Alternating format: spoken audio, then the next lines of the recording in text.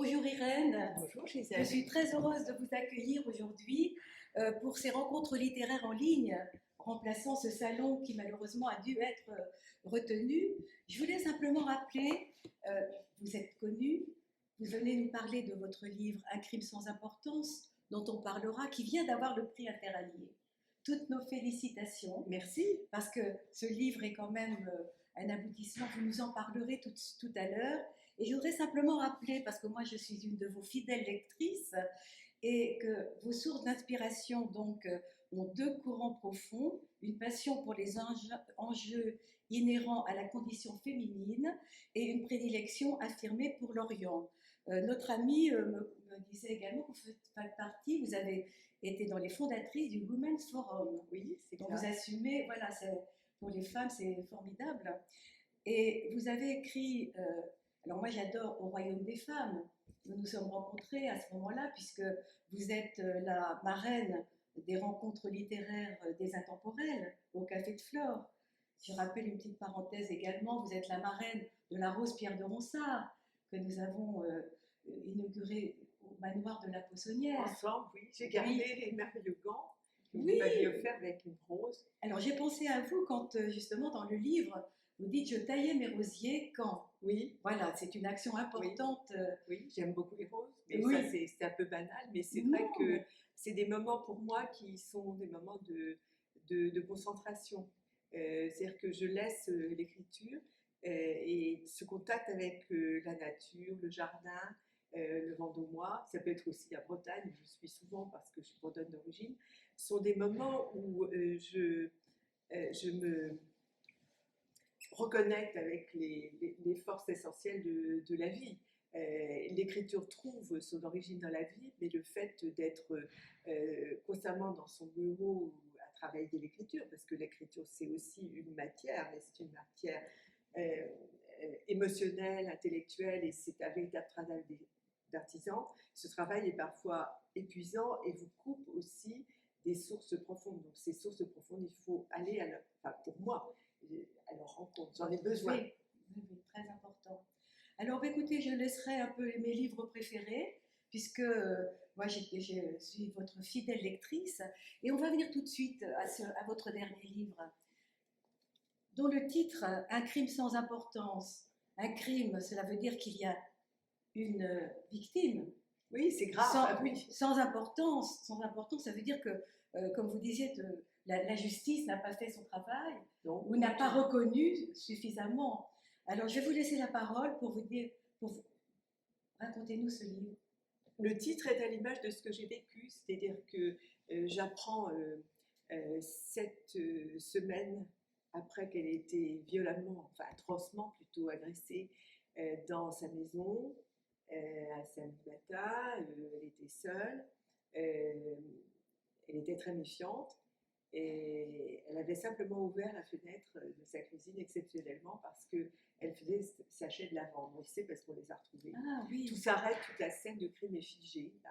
Elle faisait ça, préparait ça pour Noël à partir de la lavande qu'elle avait récoltée dans son jardin. Ça se passe dans la banlieue parisienne, Brétigny-sur-Orge. Je ne l'ai pas cité ce nom dans le livre parce que quand j'ai réfléchi, 14 mois après les faits, quand la vérité, mais la situation m'est devenue insoutenable, je voulais donner un côté emblématique.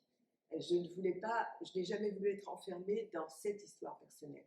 Donc, et elle est agressée sauvagement, au marteau, laissée pour morte. On la découvre plus d'une journée plus tard et elle fait 7 semaines de coma. Et moi, je suis avertie par sa famille et ma famille que quand elle est morte. Donc déjà c'est un choc et oui, je vais me heurter, je vais donc aux obsèques et je vais me heurter pendant un nombre indéfini de mois au silence de la famille, de la police et de la justice. Et comme c'est une vieille dame, c'est particulièrement difficile, je comprends très vite que ça ne compte pas. Assez vite, quand je m'enquiers auprès de la justice d'une part par un avocat, il n'y a pas de juge d'instruction de nommé, ce qui est absolument illégal. Normalement, quand une mort est indéterminée, on doit nommer un juge d'instruction. On me décourage de le faire. Je prends une autre voie que l'avocat, un haut magistrat français qui me conseille, parce qu'il sent que ça sent pas très bon. Et à ce moment-là, je vais avoir des réponses qui sont intitulées décès. Et je vais finir par comprendre qu'on essaie de me décourager. Surtout quand j'ai écrit ces 2 signalements au procureur de la République d'Évry, on m'identifie comme écrivain. Donc le raisonnement va être, je l'ai compris plus tard, oui, elle est écrivain et journaliste, mais elle ne peut pas écrire, elle n'a pas le dossier. Et au bout de 14 mois de ce cauchemar, vous savez, c'est un cauchemar parce que vous Oui, vous avez des accès de colère. Oui, vous allez de la colère à l'espoir, vous réveillez la nuit, vous êtes usé, vous passez dans une moulinette qui vous use petit à petit, d'autant plus que ma famille personnelle ne me donne absolument aucune indication. Qu'on me dit aussi via l'avocat que je vais empêcher l'enquête. Donc je suis tétanisée à l'idée de nuire à l'enquête par rapport aux enfants de ma sœur.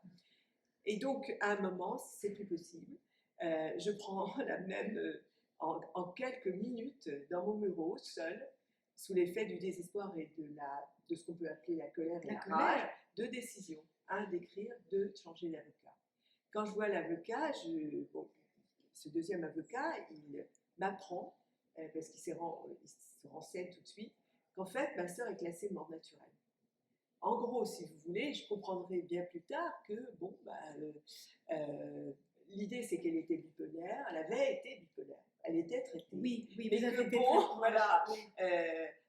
En gros, oui, et ça, j'avais compris le jour des obsèques, parce que dans cette église à laquelle elle appartenait, qui est quand même très proche d'une secte, voilà, c'est le grand plan de Dieu, et en gros, elle avait fait des crises, donc on détaille les crises devant 150 personnes. Et en gros, j'ai fini par comprendre beaucoup plus tard, quand j'ai eu enfin accès au dossier au moment de la parution du livre, comme par hasard, voilà, tiens donc, tout a bougé, et bien que, une bipolaire, ça c'est bien connu, ça se met des coups de marteau dans la nuque, voilà, puis ça fait des crises quand ça se réveille du coma, ça ne se fait quand même pas. Voilà, ça c'est les fous. Et donc je l'avais reniflé, mais surtout ce que j'avais reniflé, c'était qu'en grattant, si vous voulez, sur Internet, parce que j'ai aussi ce côté curieux, quand même, je suis curieuse, ça faisait partie de la torture aussi, c'est qu'on veut savoir, donc on se prend un peu pour Colombo, et j'avais découvert qu'il y avait un serial cambrioleur. Oui, et peut-être serial killer. Le remettre dans le... Voilà, et donc j'étais allée sur place. Dans le paysage, après. Oui. Et tout ça a été fait simultanément. Alors l'acte d'écriture, je l'ai vécu comme une transgression. Ah oui. Parce que j'étais comme tous les justiciables français, j'avais peur de la justice. Oui, oui. Aussi une transgression parce que tout le passé est revenu, y compris le fait que j'avais été accusée vers la trentaine des troubles psychiatriques de cette sœur aînée. Et je n'avais pas compris, et simplement le médecin de ma sœur m'avait obligée à aller voir, il m'avait dit fuyez cette famille. Donc je l'avais fui. Je ne voyais que mes parents. Mais vous savez, vous sentez coupable. Donc ce passé n'était pas liquidé. Je n'avais jamais dit à qui que ce soit. Et dans l'acte d'écriture, il s'est déclenché quelque chose, c'est-à-dire que j'ai décidé de raconter les faits cliniquement. Oui. Mais aussi, il fallait que j'aborde ça. Donc, j'avais très peur, en fait. De revenir vers votre enfance. Oui, toutes les nuits, je pensais que s'il y avait un juge d'instruction, on me demanderait des comptes. Ah oui. Et donc, j'ai inventé j'ai écrit ces rendez-vous que j'avais toutes les nuits avec cet juge d'instruction que je n'obtenais pas et qu'on me décourageait de saisir.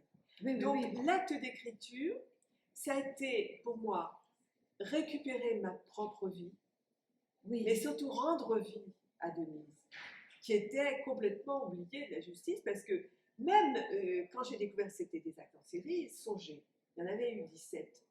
17. Et Denise était la 13e. C'était rendre justice à Denise, rendre mémoire, rendre résurrection à cette femme qui, avant d'avoir ces troubles bipolaires, qui sont un véritable malheur en fait, c'était une femme formidable, sans qui j'aurais pas fait d'études. Sans qui j'aurais pas écrit, et qui était ma marraine, qui m'a protégée dans ma vie personnelle. Oui, dans votre vie, et donc, Denise a été votre sœur aînée, votre marraine, avec tous les liens que ça représente. Et celle qui avait guidé vers la littérature. Et donc, j'ai essayé de lui rendre vie et justice par ce livre. Sans haine, sans reproche, sans accabler quiconque. Je voulais que ce livre soit beau, que ce soit un acte littéraire. Je n'étais pas du tout sûre d'y arriver. Et je voulais aussi qu'il soit digne, parce que je trouve que la dignité, c'est essentiel.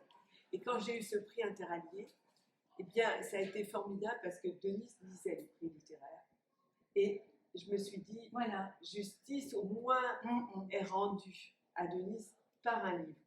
Et quel livre? D'une certaine façon, c'est pour l'instant à moitié gagné parce que l'enquête est rouverte. Bravo, bravo. En tout cas, c'est formidable ce que vous avez fait et formidable aussi pour les lecteurs de ce prix interallié 2020. Merci Irène. Merci de nous avoir ouvert votre cœur. Je vous ouvre mon cœur, mais surtout merci à la littérature. J'ai compris que vraiment il faut avoir foi dans les livres, dans la littérature, qu'on soit auteur, comme tous ceux qui vont s'exprimer aujourd'hui, oui. et que l'on soit lecteur. Ayez confiance. Les mots sont là, ils peuvent être partagés, on peut y arriver, et les morts parlent. Les morts parlent. On peut les ressusciter avec des mots. Ayez confiance. Merci Irène. Merci à vous.